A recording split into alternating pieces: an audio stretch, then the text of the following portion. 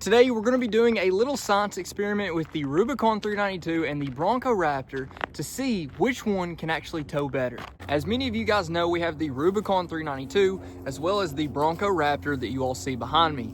Now, something really crazy is that the 6.4 liter Rubicon 392 only has a towing capacity of 3,500 pounds, whereas the 3.0 liter twin turbocharged Bronco Raptor has a towing capacity of 4,500 pounds. Now, of course, there is more that's involved in rating a vehicle's towing capacity than just its horsepower and torque. I'm sure they could both tow over 10,000 pounds, but whenever it comes to stopping, braking, and handling that load, that's where their shortcomings are going to come up.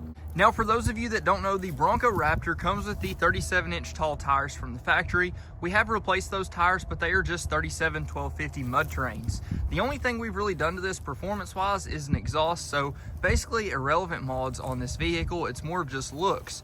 As for the Rubicon 392, we do have the 38 1550s, whereas this came with a standard set of 33-inch tall tires. Now, we do have it tuned to compensate for these bigger tires. I have a race tune, a performance tune, as well as a normal street tune. Today, we're just going to be using the street tune just to help us compensate for these bigger tires, but it's not going to be much more power than it had from the factory. So this is going to give us a really good comparison of what these vehicles would be stock, even though they are not necessarily in their stock configuration. Now, the Bronco Raptor has the 3.0 liter twin turbocharged V6 with the 10-speed automatic transmission. It also has a Dana 50 solid axle in the rear, and it has 14 gears. So it is a pretty good setup for off-road, but 410s are also going to be beneficial for towing. In the Rubicon 392, we've got the 6.4 liter Hemi with the ZF8 8-speed transmission. We have a Dana 44 in the rear, and the Rubicon 392 only has the standard 373 gears. So in this case, the 410 gears or the 456 gears in the XR package would be more beneficial, but it's not necessarily needed with the amount of torque and horsepower that 6.4 produces. Now, the trailer we're going to be towing today is a U-Haul trailer that everybody's seen 1,000 times before.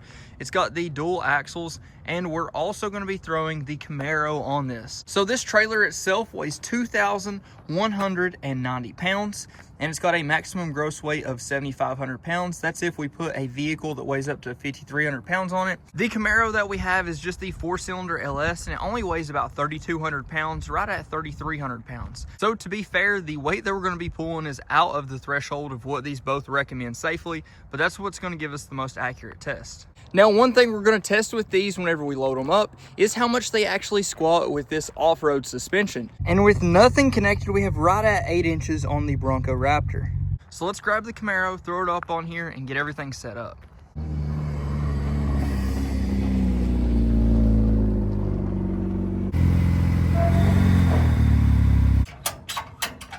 Now, before we take off to test this thing out, I've got to install one final touch, a product that was sent out to us from today's video sponsor, Gouda. Now, Gouda has a full line of awesome products, but what they sent out today is going to be especially helpful for our test. This is a tire pressure monitoring system that can be used for RVs, trucks, trailers, and obviously today with this U-Haul trailer, this is definitely something I want to install. So what we've got right here is a monitor that is going to give us a readout on our tire pressure using these valve stem cap tire pressure monitors. And the installation couldn't be any more simple. All you need to do is take off your valve stem cap, and then you can simply screw this on. And just like that, it's installed. Now, you also have the ability to use their anti-theft device right here as well, which is essentially just a nut on the back. Then you can use your handy little wrench to tighten it onto the back. And now anyone that walks up isn't able to take it off. It is securely in place, and it's also going to guarantee that this doesn't fly off while you're driving. Now, it gives you all kinds of warnings that you need to know. So say if I unscrew this one right here, then once we screw it back in, it's going to reread that pressure and tell us what we've actually got. And then whenever it comes to mounting it up on the inside, they have a couple different solutions. This one just suction cups to your glass and you're good to go. They have a 2.5-hour battery life, so they also give you a power cord to charge this up with a USB. So for those longer road trips, it's super easy to charge it up while you're on the go. That way you have that monitoring system going all the time. So a huge thank you to Gouda for sponsoring today's video. And if you guys want to get one for yourself, be sure to check them out in the link in the description below. Now, one of the cool things about the Bronco Raptor is all the different settings that it has. Now, it knows that a trailer is connected, so it's turned off our cross traffic alert as well as our blind spot monitoring. And right here, we've got our tow settings. So with this vehicle, it gives you a connection checklist, and then you've got a trailer light check, and then you also have trailer sway control. You can turn it off or on. Now, aside from all that, one thing that really helps is the ability to switch it over into tow mode. So you've got all these different modes on the Bronco Raptor here. Tow mode really just puts everything in the right place. So your transmission shift points are going to be adjusted, your throttle input, as well as your suspension is going to be in the best mode for towing. Now, you can tell with this vehicle, it already does have some squat. Now, the amount of clearance that we have on this whenever we do have weight on it is about 5 1/4 inches. You can see how much it's squatted there in the back with just having that Camaro back there. But enough of all this stuff, let's go ahead and hit the road and see how it feels. Now, the 360 camera is also something I forgot to mention, but seeing that tongue and what direction it's truly pointed at is pretty cool to see, and I think that'll be pretty helpful. Now, I can feel the squat in this vehicle. It's hard to portray on camera, but it does definitely have a squat. One thing I do really like about the Bronco Raptor having the tow mode is that it's pretty well set up. So whenever I'm coming to a stop here, it's downshifting for me, and it's pretty aggressive, so you're not eating up your brakes.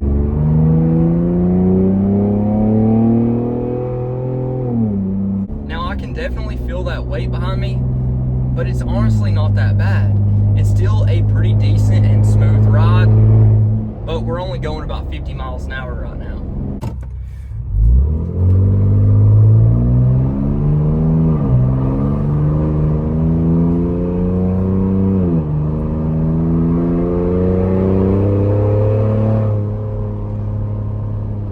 Now, it certainly doesn't feel underpowered by any stretch of the imagination, but it definitely doesn't feel like the power you're used to in like a 2500. It honestly feels extremely similar to the way the power feels in a traditional 1500, especially comparable to the EcoBoost model F-150s.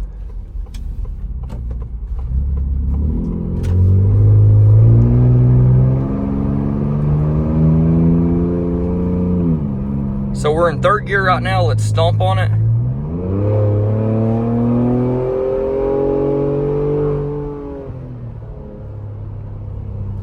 It definitely still moves out of its own way.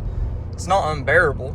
Now let's go over this railroad track section at about 30 miles an hour and see how the stability feels. It feels perfectly fine. So we'll test it out here on the highway and see how it feels at speed.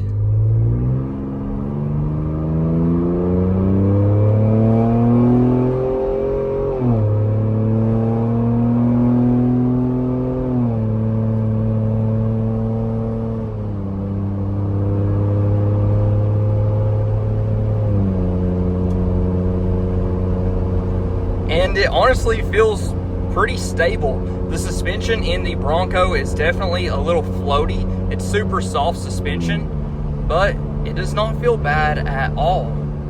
So I think the highway is an easy pass for the Bronco Raptor at this weight.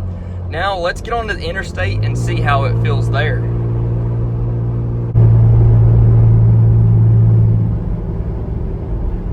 Now, whenever you do get that suspension rocking, going over a big bump, it does take a while to settle, that's for sure.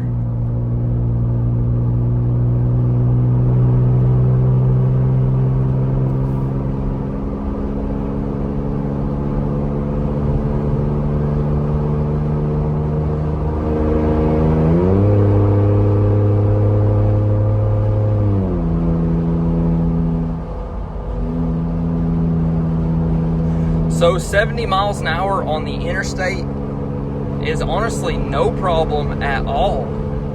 This is pretty wild.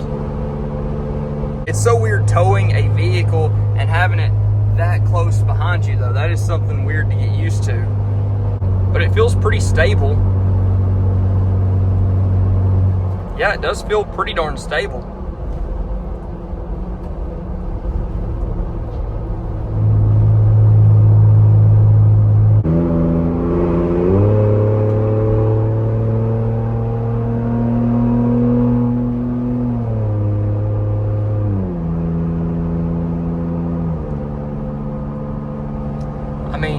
honestly thought that this would be in a lot lower gear to be able to pull this, but it keeps going back to 10th at full highway speeds, which is super impressive. Now let's set the cruise here and go for a little distance.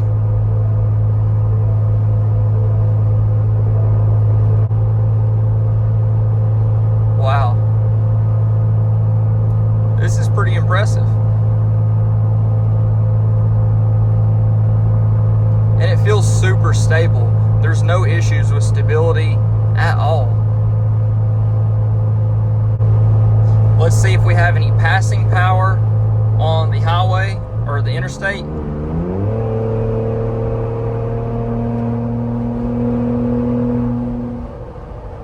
Yeah, plenty of passing power on the interstate too. Not bad at all. Now I'm going to reset it at 80 miles an hour.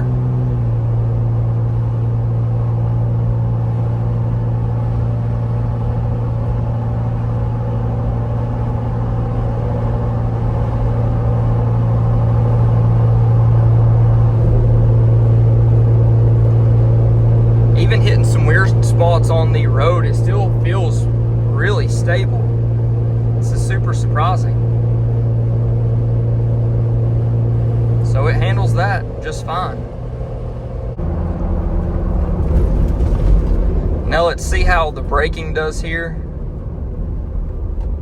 It is not bad. If I wanted to stomp on the brakes, I definitely could. Oh yeah, it slows down perfect.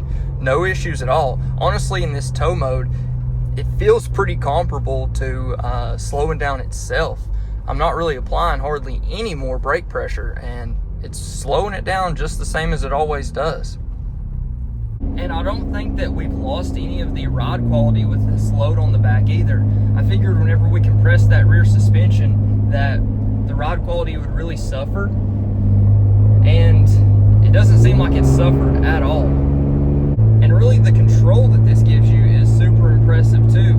You would think that it would feel a little sketchy pulling this much weight behind a Bronco. Really anything with off-road oriented suspension, you really just sacrifice a lot of your towing capabilities to have that extra articulation and more control off-road. But it really doesn't seem like that's the case for the Bronco Raptor. Once you kind of get used to that little bit of delay, just because you're pulling all that extra weight, it feels extremely similar to how it normally does. The stability, the power is still pretty impressive. I wasn't expecting that. So overall for the Bronco Raptor, I'm giving this thing a 9 out of 10. I'm not really sure what it could improve, maybe the low end torque on this, but in terms of what it did for what it's rated for, I am super impressed. I can't believe we can pull around that Camaro so comfortably in this off-road oriented machine with just the V6 twin turbo. But now that we've tested out the Bronco Raptor, let's go ahead and get everything set up on the Rubicon 392. I haven't driven this thing in a couple weeks, so the battery is dead, but this will be a good thing to charge it up.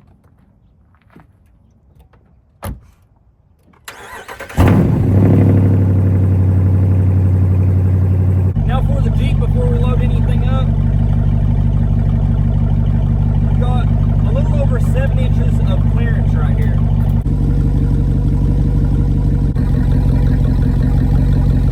And now that we've got it loaded up, we've only got actually a little over 4.5 inches of clearance. So it is sagging quite a bit. And now that we've got it all set up, you can tell we've definitely got this thing a little squatted. Not horrible, but it is not great. Now for the Rubicon 392, there are no fancy modes or anything like that. The best thing that you've got in this is going to be putting in Off-Road Plus. Now I drive in Off-Road Plus a lot of the time. It changes your shift points, your throttle response, everything like that. But the biggest thing it'll do for us right now is downshift for us to keep us in a really good position to make sure we don't need to use too much of our brakes. Now the brakes, just with these bigger tires over the factory tires, are already quite a bit weaker than they should be. So to do this as safely as possible, definitely going to use the Off-Road Plus mode. To make this a fair test, I am driving this in 2-wheel high. So I have the JL Taser where I can put it in 2-wheel high. Standard, these are 4-wheel high auto all the time, but I want to make this as fair of a comparison as possible. One thing I noticed right off the bat after jumping in the Rubicon, of course, is the ride height. It is severely changed, but I'll be honest with you guys, you can already feel a difference in having quite a bit more power. So pulling out on this first road here,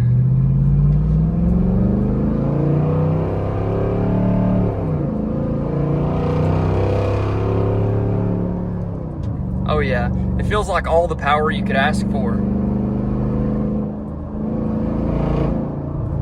Now the ride quality, I can tell, has been affected at least a little bit. You know, with this suspension, we've just got those monotube rear shocks, and I can definitely feel that the front steering does feel quite a bit lighter. Now Off-Road Plus is keeping us pretty high in the RPMs, which is a good thing, but I do want to test what it's like whenever we're not in Off-Road Plus. So I'm going to change that right now. So we're out of Off-Road Plus now. And the brakes really don't feel as bad as I thought they were going to.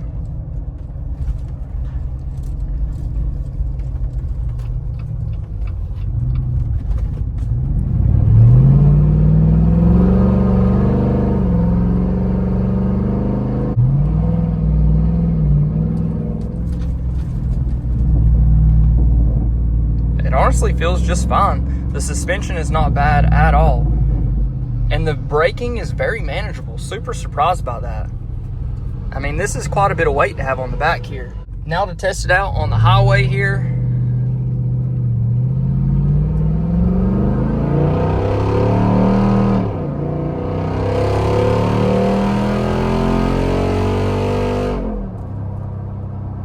Definitely has plenty of power on the highway. No issues with that at all. And over these little bumps and stuff, I feel like it's definitely more affected than the Raptor is, but it's not that bad. The Jeep's ride has always been stiffer, whether you have stuff you're hauling or not. Now let's take it out on the interstate to test it at speed.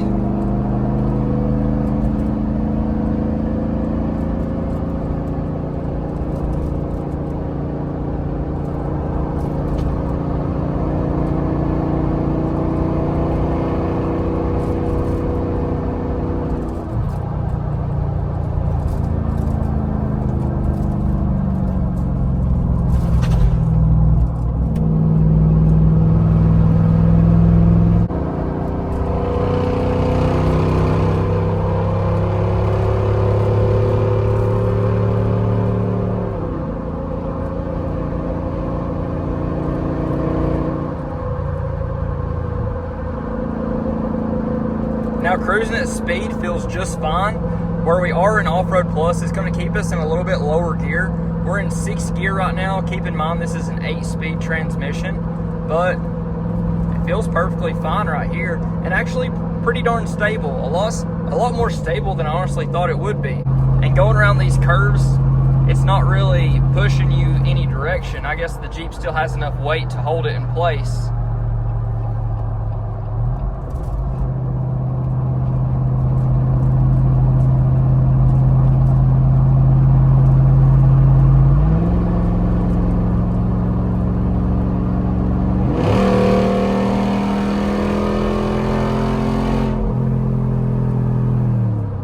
Still has plenty of power, but to be fair, it feels pretty darn similar to the Bronco Raptor, which is pretty surprising.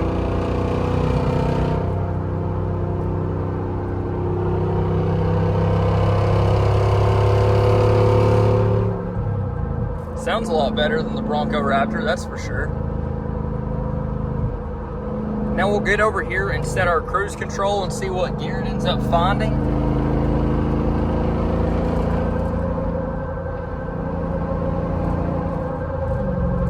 Have to turn off Off-Road Plus to use our cruise control.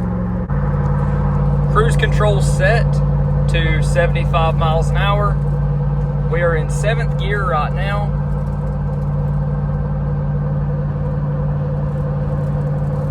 And now we are on flat ground.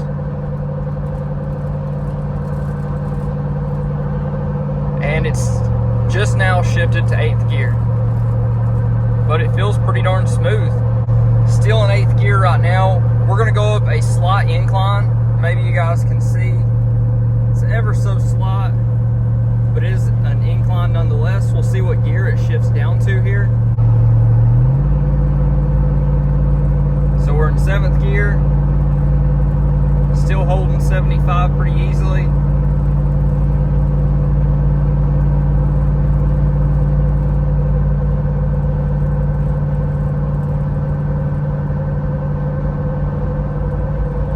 No issue at all. We will leave it in the standard mode and let's test the passing power at highway speeds.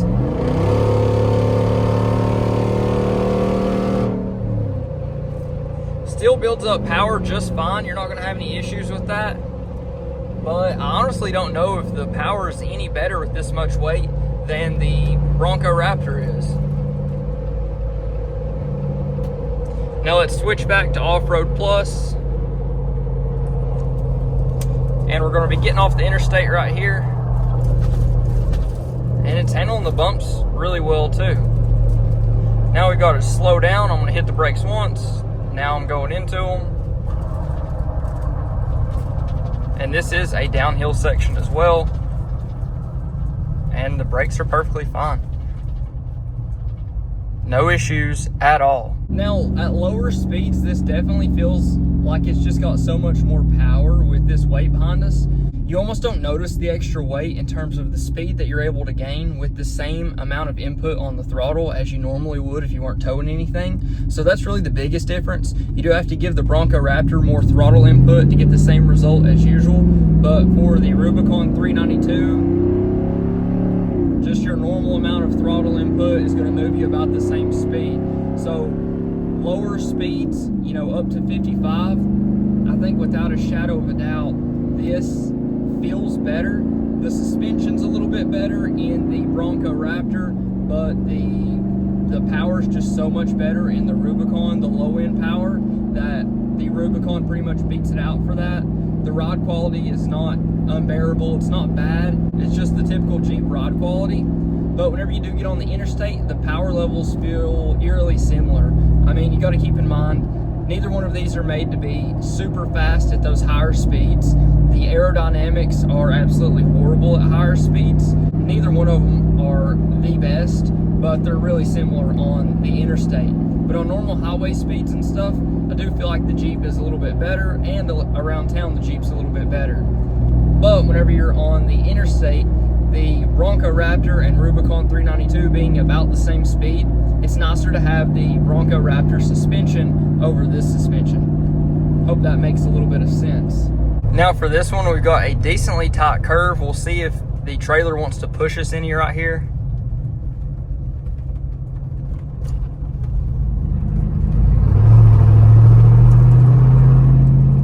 And it feels just fine. It doesn't feel like the trailer's trying to push us out or anything.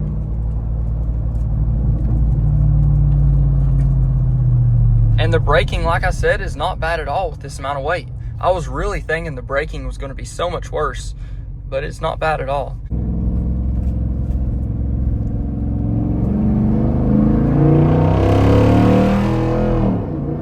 And for instances just like that, the Bronco Raptor just doesn't hold a lot to this thing. The power is so much more responsive on the lower end in this.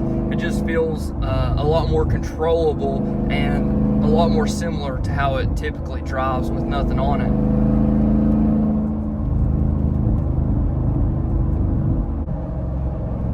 And with some of these little bumps here, I mean, the Jeep does react pretty immediately with the solid axle in the front, but it's nothing that'll throw it out of control. We'll hit this bigger hole right here. Yeah, you can still get that immediate reaction from the Jeep where it's a solid axle, but still maintain full control and no issues at all with, you know, stability. And you guys have to admit, this thing sounds way better than the Bronco Raptor. Now, just to make it a full and fair comparison, I'm going to put it in the standard 4-wheel high auto mode. That's what they come in from the factory. So let's move it into that mode and we'll see if we can feel any difference, because unless you do the JL Taser, that is how it's gonna feel. All right, we've got it in the 4-wheel auto mode. You can see right there. Steering always feels tighter in 4-wheel high auto, but I am pretty used to that. Now let's see if it feels any different. You can actually feel the 4-wheel drive engage whenever you stomp on it in the 4-wheel high auto mode. I guess because there's so much less traction in the front, it feels a little bit of slip, and it actually does engage. And the steering does feel quite a bit tighter, but this still feels super safe even doing that.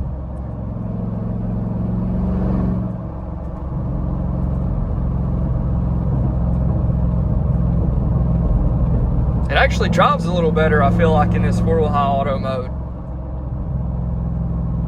Just a little bit tighter is the best way to describe it. Now we're gonna brake. Plenty of stopping power, no issues there.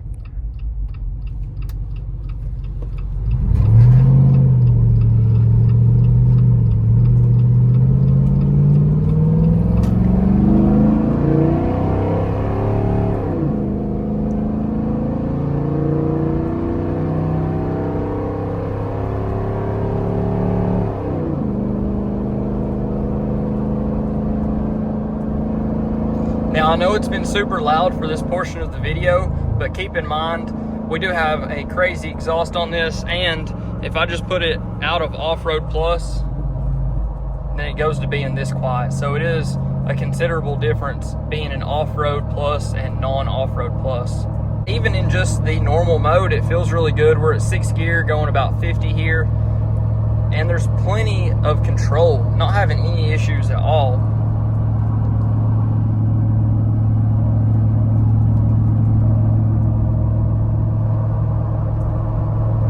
Well, for the Rubicon 392 to be set up the way that it is, it did absolutely amazing. I'm actually pretty surprised by how well it did. Now, the low end torque was obviously a really good benefit as compared to the Bronco Raptor, but the overall score for this one has got to be a 9.0, the exact same score as that. Where that one lacked the low end torque, this one lacked a little bit better suspension just to make the ride more comfortable. And honestly, that was a little bit more stable, if you can even describe it as that. A little bit more stable, a little bit more of a sense of control in the Bronco Raptor versus the Rubicon 392. But the low end power and torque for the Rubicon 392 makes it so much better. So that is why it gets a 9.0 overall as well. To be 100% fair, I feel like both of these vehicles performed a lot better than anybody thought that they would. Now, obviously, if you compare these on towing ability compared to like a 2500 diesel or something, these are not going to stand a chance. But in terms of getting things done, they definitely can. And I feel like they can perform a lot better as practical vehicles than most people give them credit for. Especially for a Jeep Wrangler in general. Everybody's always said they don't have any power, they believe that they ride horribly, and most of that's true. But if you get to ride one, you can definitely impress yourself with some of the capabilities on-road and off-road.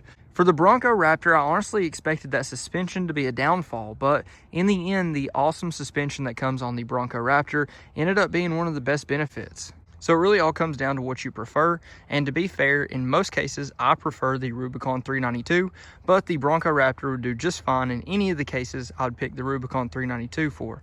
Well, hope you guys enjoyed that video, and if you haven't already, please like, comment, subscribe, let me know what you think, let me know what you want to see next, but until then, Godspeed.